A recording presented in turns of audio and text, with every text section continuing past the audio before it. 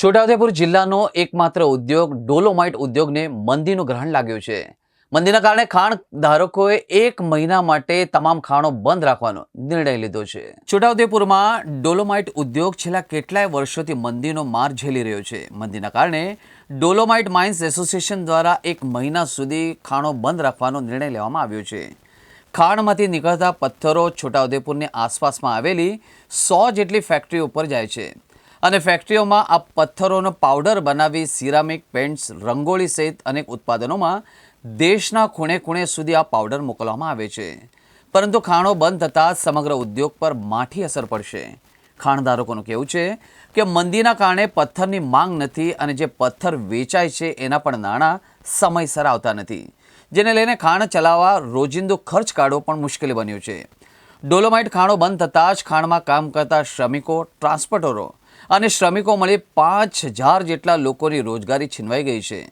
તો ફેક્ટરીઓમાં માલ ખાલી થયા બાદ ફેક્ટરી માલિકો અને તેની સાથે જોડાયેલા કર્મચારીઓ અને શ્રમિકોની રોજગારી ઉપર પણ માઠી અસર પડશે.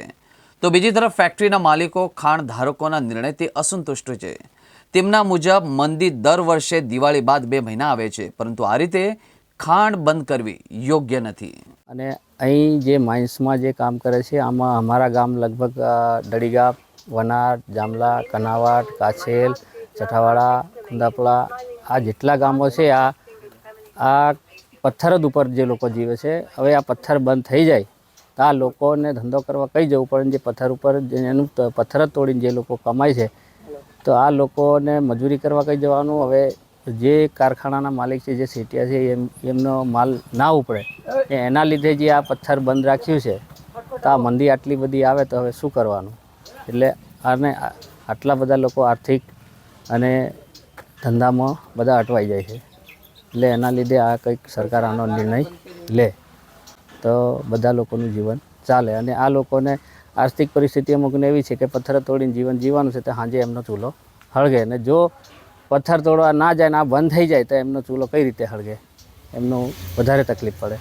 એના માટે કંઈક કરે સરકાર એવી અમે માંગ રાખીએ. 4 ગામોની અંદર મેં બધું માણે કામ ધંધો કરતલા પણ કે હમણાં બંધ થઈ ગયો એટલે બધાને રોજી બગડી. કઈ પથ્થર ભાંગવા માયત બંધ થઈ જાય એટલે અમારે બધે ઘર બઠેક રોટી હોય રહી. કંઈ નહીં પાછું ચાલુ થાય તો કંઈ કામોને બી ચૂલો હલગે નહીં તો બધી રોજી બગડી રહી. હા 4 ગામોની અંદર પણ બીજા પાસેથી આવે છે કેટલા થાય વસ્તી કેટલી છે આપણને અત્યારે 4 ગામોની અંદર ને જીવડું કેટલું બધું પબ્લિક હીના ભરે જીટાઈ રહ્યા. પણ કે આ બધું પહેલાં હમણાં જો નરું પાણી ડૂબાડી દેજો એટલે બધી તકલીફ જ છે. આ 15 દાડે પાકાવે એટલે જીવી રહ્યા. ખેતીને ભરે દીવા જાય તો તકલીફ છે. હજુ 1 મહિના માટે સ્વૈચ્છિક બંધ રાખ્યું જેવી ફેક્ટરી એસોસિએશનને જાણ કરી છે. પણ દુઃખ સાથે એવું કહેવું પડે છે કે જે માઇન્સ એસોસિએશનના પ્રમુખે જે લેટર બહાર પાડ્યો છે એમાં ટોટલી ફેક્ટરીવાળાનો વાંક કાઢીને એમને સ્વૈચ્છિક બંધ કર્યું છે. એનું અમને ફેક્ટરીવાળાને ખૂબ દુઃખ છે. મંદીની વાત છે. મંદી દર વર્ષે 2 મહિના ગ્લાસ કંપનીઓમાં આવતી હોય છે, જેના કારણે મંદી ઊભી થઈ છે ને 2 મહિનાથી આગળ મંદી ચાલતી નથી. ગયા વર્ષે બી માઇનિંગ એસોસિએશને હડતાલ પાડેલી ને જેનાથી 3 થી 4 હજારથી 5000 માણસો છોટાઉદેપુરથી હિજરત કરીને બહાર જતા રહેલા. આ હડતાલ પાડવાથી જાન્યુઆરીમાં હડતાલ પાડીને બધા લેબર બહાર જતા રહે તો આગળ મંદીના બહાને એમનો પોતાનો અંગત સ્વાર્થ સાધવા માટે આ હડતાલ પાડી છે. બાકી કોઈ મંદીનું કારણ નથી. ને આ મંદીના નામે સરકારને જીએસટી અને રોયલ્ટીનું નુકસાન જશે તો સરકારે એના પર ધ્યાન આપવા વિનંતી. છોટાઉદેપુર જિલ્લામાં ડોલોમાઇટ મેન ઉદ્યોગ છે. ડોલોમાઇટ ઉદ્યોગ પર જ આખો છોટાઉદેપુર જિલ્લો ડિપેન્ડ છે. છેલ્લા ઘણા ટાઈમથી ડોલોમાઇટ ઉદ્યોગનો સામે જે પ્રોસેસિંગ યુનિટ છે એમનો માલ સપ્લાય થતો નથી. કારણ એટલું જ આવે છે કે મંદી. એટલે ડોલોમાઇટ યુનિટના જે પ્રોસેસિંગ યુનિટ છે એમનો જે માલ પડી રહે છે, માલનો ડિમાન્ડ નથી, એના હિસાબે અમારા માઇન્સનો બી માલ અમારા પડી રહે છે. કારણ કે જેટલો યુનિટવાળા જો માલ ઉઠાવશે એટલો ડોલોમાઇટ માઇન્સોનો માલ અહીંથી લોકલ ઉઠશે. આ આદિવાસી વિસ્તાર છે. આદિવાસી વિસ્તારમાં લગભગ એમ સમજો ને કે 10,000 ઉપર આદિવાસી વર્કર કામ કરી રહ્યા છે, માઇન્સોમાં, ટ્રકોમાં ને યુનિટોમાં. છેલ્લા ઘણા ટાઈમથી ડોલોમાઇટ ઉદ્યોગ ડગુમગુ થઈ રહ્યો છે આર્થિક મંદીના કારણે.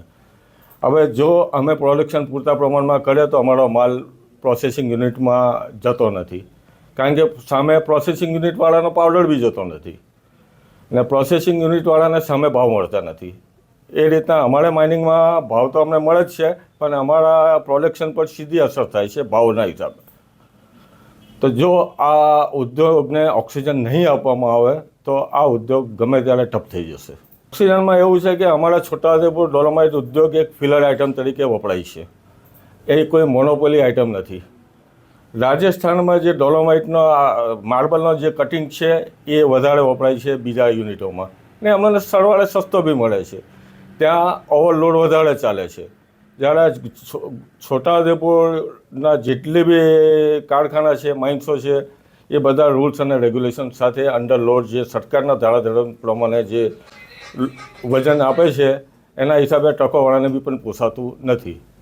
તો અમારી માગણી એટલી જ છે કે જો જેટલી ટ્રકોની ક્ષમતા હોય એના ઉપરાંત જે પહેલાં જો આરટીઓમાં જે ચાલતું હતું વજન વધારાનું ને એ પ્રમાણે રોયલ્ટી નીકળે, એ નિયમ જો ફરીથી લાવે તો ટ્રકોવાળાને બી પોસાય, સરવાળે ટ્રકોવાળા બી અમારા ત્યાં માલ ભરવા આવી શકે છે.